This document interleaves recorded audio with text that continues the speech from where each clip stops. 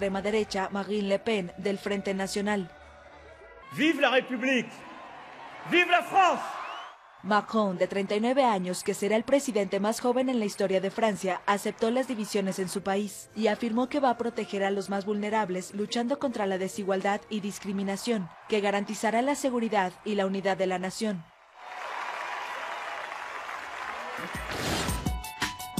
Bien, y pasó lo que la mayoría esperaba, ¿no? Pero con tantas encuestas que le habían errado últimamente, todavía quedaba la duda de si Marine Le Pen tenía o no la posibilidad. Bueno, los franceses dijeron que no, Macron es el nuevo presidente, y vamos a ver cómo se configura el mapa europeo con esta decisión, y se lo preguntamos a un especialista, ¿no? Que nos ha venido a visitar. Muchísimas gracias, Fernando Suárez Rubio, él es politólogo, integrante del área de estudios internacionales del Centro Atenea.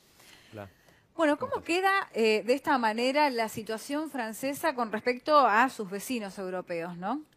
En realidad el desenlace electoral de alguna manera era previsible, pero es cierto que la candidata Marine Le Pen ha crecido su caudal de votos respecto de su última aventura electoral y que en general antes de la primera vuelta el sentido rupturista de la mayoría de los ciudadanos llegaba por lo menos a la mitad del electorado, ¿no?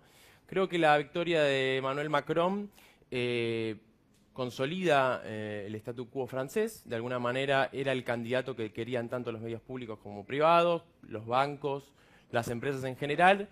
Y habrá que ver qué tanto avanza en una agenda que tenía la ventaja de no explicitarla tan claramente a partir de que el candidato republicano, François Fillon, fuera quien fuera más claro respecto a qué tan grande iba a ser el ajuste en Francia después de las elecciones. Respecto del escenario europeo, luego del cisne negro Trump, de alguna manera la mayoría de los analistas trataban de indicar una oleada posible en Europa para este año, habiendo pasado las elecciones de Holanda y Francia, próxima a la de Alemania, que en septiembre uno espera que también consolide el poder la Unión Democrática de Angela Merkel. Podríamos decir que no va a haber mayores cimbronazos, dado que este es sin lugar a dudas una ralentización quizás del proceso de ruptura o cambio interno de la Unión Europea.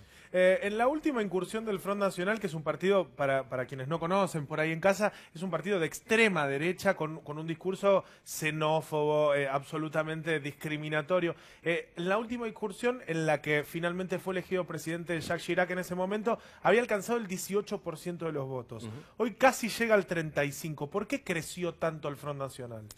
Yo creo que el discurso de Marine Le Pen no debe tan solo ser asociado con el diagnóstico que das, que es correcto, porque hay ciertos estudios que muestran que el Frente Nacional inclusive ha sido el gran capitalizador del voto viejo del Partido Comunista en los 80. O sea, el voto antisistema que trata de capitalizar Marine Le Pen es más que, digamos, la xenofobia o la anti-oleada migratoria que propone en su plataforma política. De alguna manera el francés también se ve disminuido en términos comparados con otras potencias centrales y entiende que de alguna manera este acompañamiento implícito a las directrices de Renania, de Alemania, de la Unión Europea, también le cuestan algo de su calidad de vida, que habrá que, reitero, ver hasta qué punto las pensiones, las jubilaciones, el empleado público, la burocracia estatal van a ser de alguna manera los damnificados de esta elección.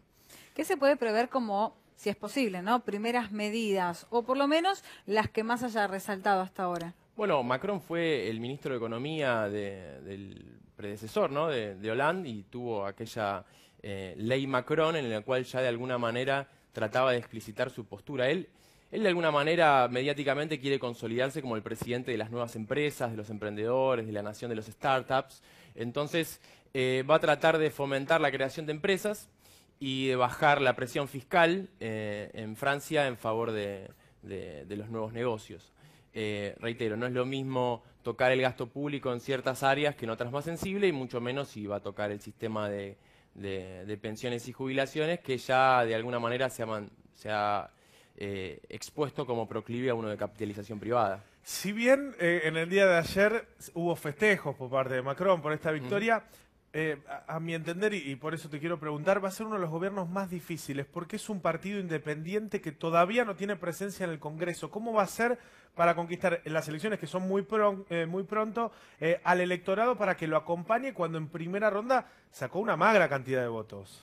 Claro, es una muy buena pregunta, ¿no? Ahora en junio se dan las elecciones legislativas y es muy posible que intente capitalizar la oleada de cambio, En Marcha, Juntos, Nuevo, la política eslogan, de alguna manera que bien le ha dado resultados, y de alguna manera cuidando este primer mes postelectoral, él trate de seducir o por lo menos mantener ese caudal, porque cierto es que una vez consolidada la transición, él va a tener que empezar a negociar, y tiene en su favor la realidad de que el ala conservadora del Partido Socialista ya lo ha apoyado, inclusive en contra del candidato Benoît Hamon del Partido Socialista. Entonces, de alguna manera, el proceso de negociación que se va a abrir seguramente hacia finales del año posterior, demuestre la primera capacidad de liderazgo y de cintura política de este sub-40 que asume el poder. Y en este nuevo Congreso que se puede venir, ¿cómo queda parada Marine Le Pen?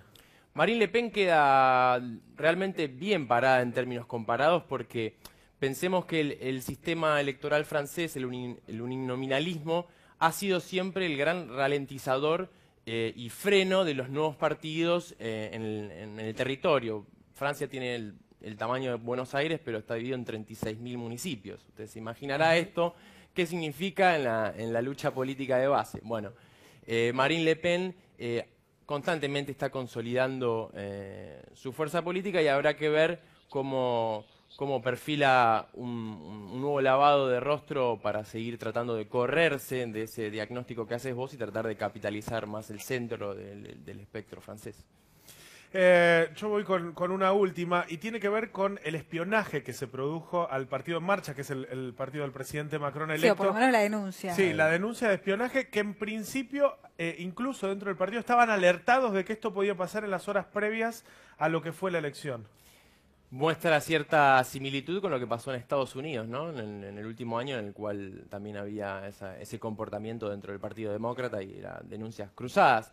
Yo creo que Emmanuel Macron va a tomar una postura sumamente táctica y mesurada, ya habiendo consolidado el triunfo, y va, digamos, establecer obviamente un discurso de que los cauces judiciales tengan su más natural camino y no va de ¿Se alguna puede manera sospechar de Rusia otra vez, como señaló en su momento Hillary Clinton? De alguna manera todos los cañones siempre apuntan a ese sector de las potencias centrales, de Rusia, Corea, ¿no? El diagnóstico actual del concierto internacional es de discordia, conflicto, y obviamente Francia en ese sentido siempre está de alguna manera acompañando el compás natural de Occidente, así que muy posiblemente eso sea algún tipo de argumento o exclamación. Fernando, muchas gracias. A ustedes. Le damos el pase a Nacho Prieto porque se viene la pelea por un título mundial, pero falta un poquito para eso, ¿no, Fer? Nacho, mirá. Sí, Agus, Saúl Canelo Álvarez el sábado dejó por lo menos visto que es el mejor boxeador mexicano de la actualidad. Compitió nada más y nada menos que con Chávez Jr. Fue una velada extraordinaria lo que vivimos el